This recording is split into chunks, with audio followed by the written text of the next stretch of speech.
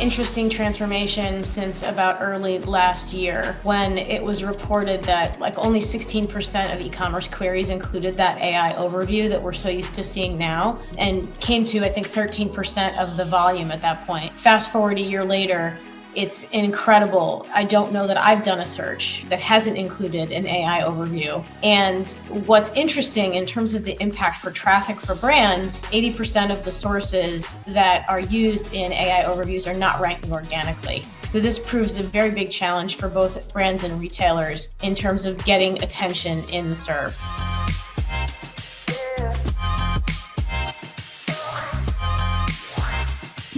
We are honored to welcome Amy Salino as our esteemed guest.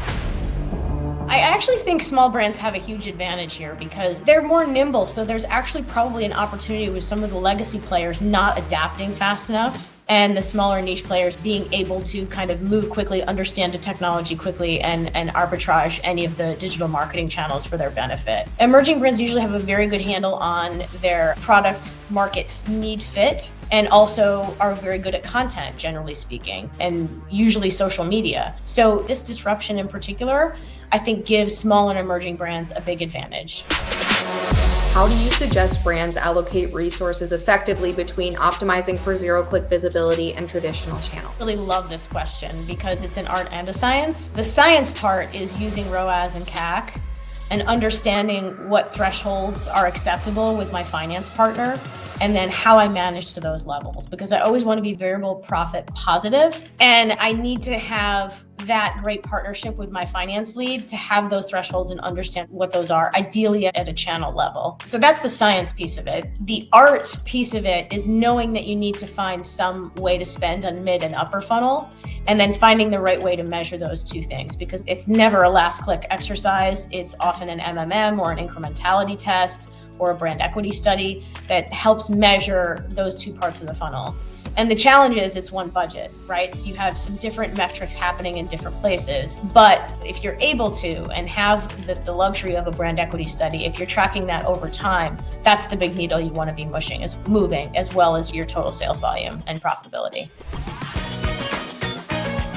I think it requires a higher level of attention to what's working in social to help guide the content strategy for SEO. And then also paying attention to those other consumer signals like reviews and FAQs. Any place you're getting information directly from the consumer's mouth, those should be the pieces that kind of guide your SEO strategy in terms of this is what's likely to be of interest. Google Search Console as a place for kind of mining data. Those things will help inform an SEO content strategy.